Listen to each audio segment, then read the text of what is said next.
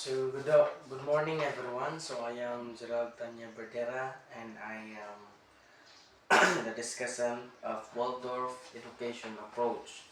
So here, so what is Waldorf education approach? So the Waldorf education approach is founded by Rudolf Steiner in the early 20th century, emphasize the holistic learning, and also it is integrate intellectual, practical, and artistic development to cultivate free thinking, well-rounded individuals. So kining approach is um, nag-base sa understanding sa education, that education that should nurture the whole child, head, hearts, and hands. So kining approach is holistically siya broad ang iyang holistic ang um, iyang pag develop o iyang matabang sa usa ka bata. So we have key principles. So in key principles we have three stages in the no, we have 1, 2, 3, 4, 5. Yeah, so 5. So in key principles we have first developmental stages. In developmental stages we have three stages: early childhood, lower score, upper school. So in early childhood, it ages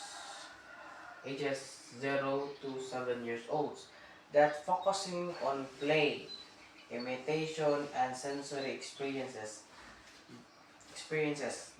This curriculum is includes storytelling. So at this part, ma ang mahatag na to sa mga bata ni, or maka-focus sila sa ang mga bata is through play, um, ilang mga ma ma-build ang ilang sensory experiences, and also um, daghan yung mga butang nga ilang ma-cater o ilang ma-develop during this stage, no, sa ilang um, and also it also included the storytelling, the nature walks, and artistic activities like painting and drawing. So at this age, this kind of activities ang atong ma-include sa mga bata. It will help them to develop their skills, no, sa ilang artistic, and also their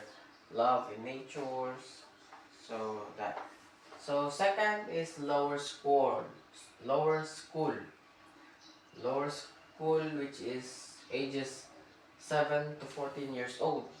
So I think it is elementary to grade um, grade 8 to grade 7. So na.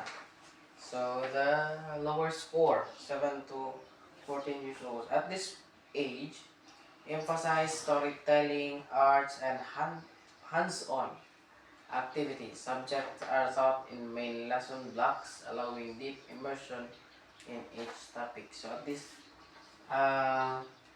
age, i-emphasize sa mga hands-on na mga activity.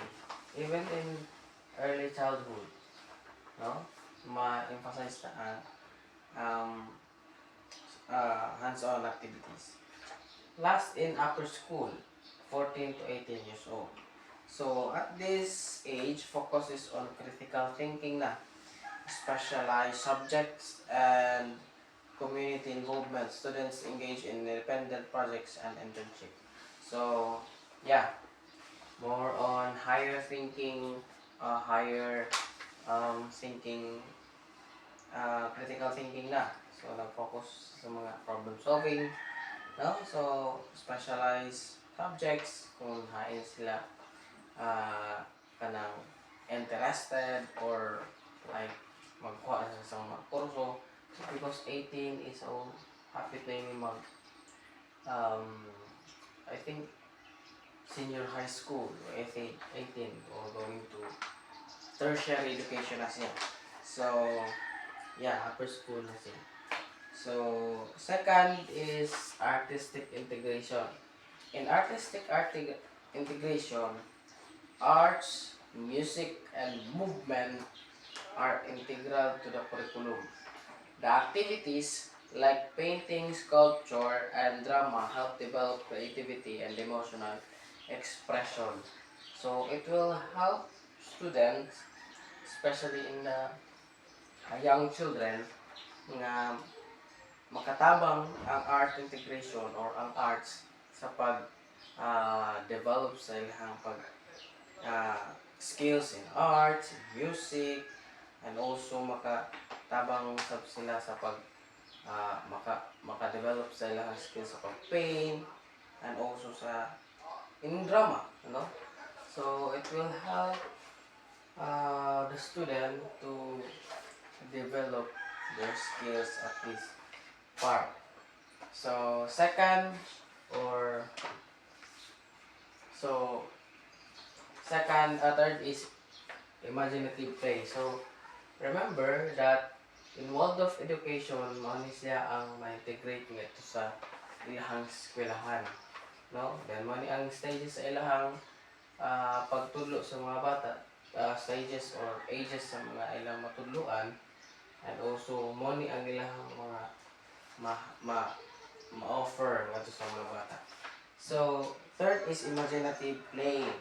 So in imaginative play, encourage imaginative play and storytelling to develop cognitive and social skills. Children engage in role-playing, puppet shows, and creative games based on learning fosters ano to?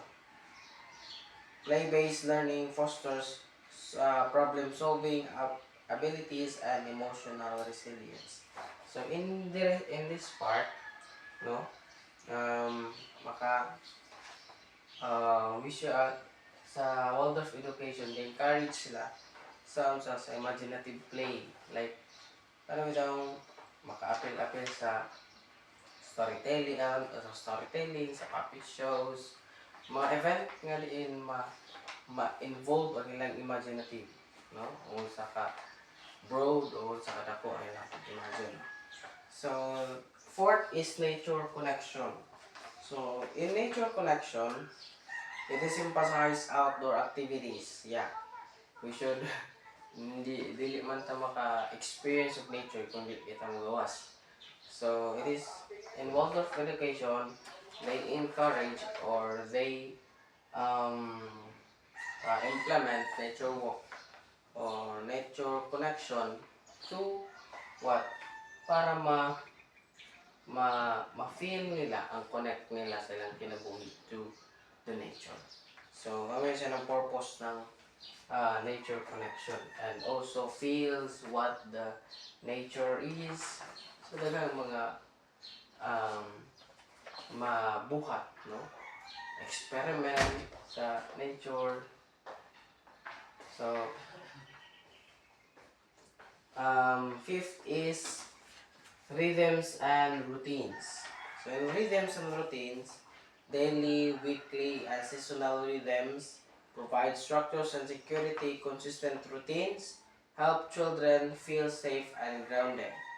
In this activities are designed to align with natural cycles, promoting a sense of harmony and balance. No? So, diri siya sa rhythm and routines every day, or every week or every seasonal nga sa structure sa ilang daily routines, like for example sa ilang every morning sila mag-exercise, no? Every morning sila mag action song, and after sa klase may closing prayer, closing song. So that is the daily routines, and also the assigned cleaners, assigned nga mag-clean sa school, sa room. So this is part sa routines sa mga bata, and also mga pambot sa ilahang safety nga ma-avoid nato sila sa ilang um, pag sa ilang safety, ma-avoid sila sa mga danger ng mga part. So now we have um, in teaching methods sa Waldorf education. So, sa Waldorf education, ang teaching method sa Waldorf education. So here, we have 3 subtopics. Main lesson blocks, eurythmy,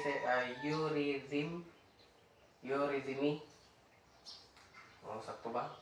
Correct me if I'm wrong. And handwork.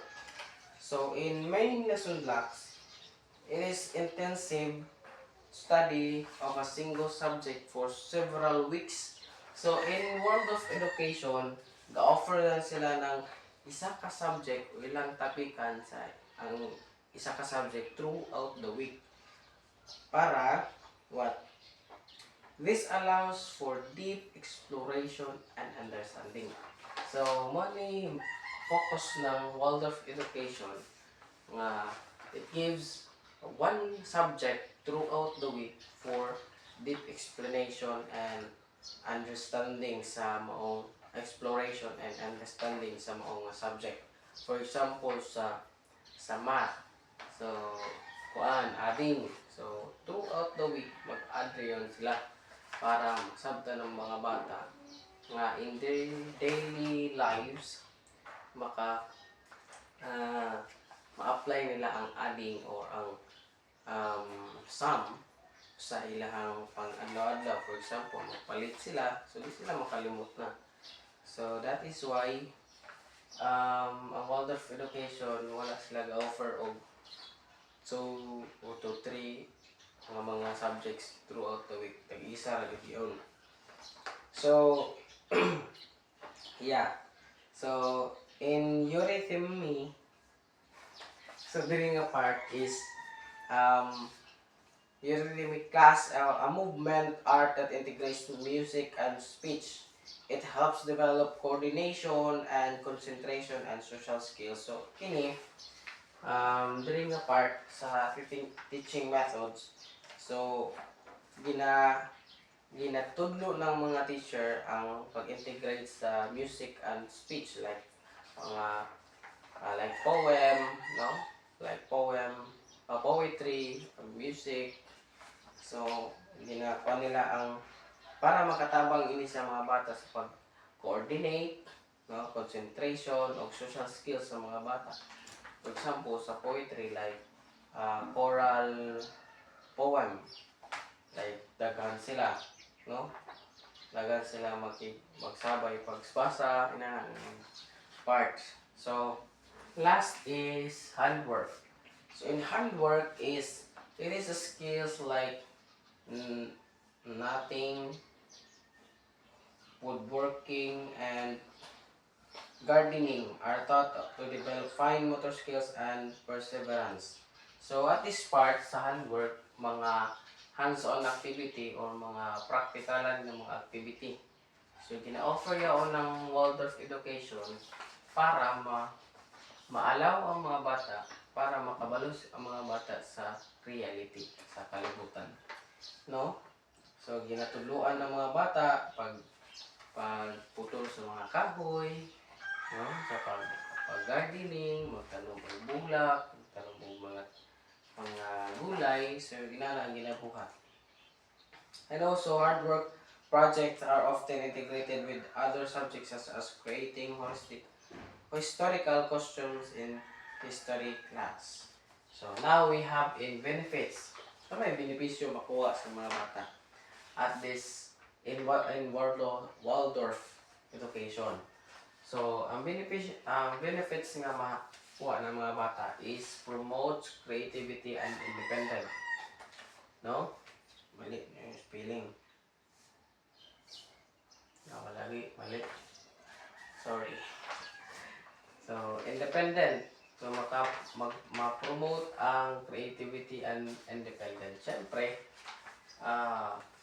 makatabang din yun sa mga bata para mahimo silang more creative and mahimo silang independent sa ilang decision, sa ilang ginabuhat in daily living.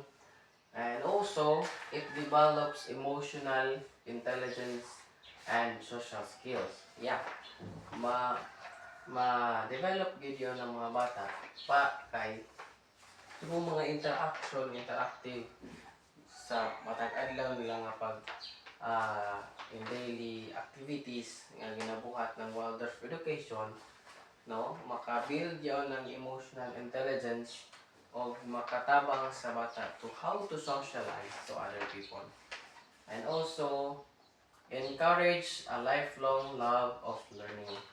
So yeah, siya sa in every semester or every quarter, every year na yung pag-eskwela, di ka ma-encourage sa pag-learn nga ito helps i-integrate sa gid ang mga practical nga mga uh, naot na practical nga mga trabahoon or mga ilahang ma-experience in daily lives. So, they are encourages, ma-encourage ang mga bata sa pag-learn. Learn and learn and learn. So, ang focus sa good knowledge education, samtang napakay kinabuhi, makakaton o hindi ka, bisan hain ka, masinod nila kalibutan. So, that is why the focus or the Waldorf education approach, no? So they offer ilahang mga bata nani nga mga edad, no? They offer sila nani nga mga activity para mga pa-develop ang ng mga bata sa realidad. So that's all for today, and thank you.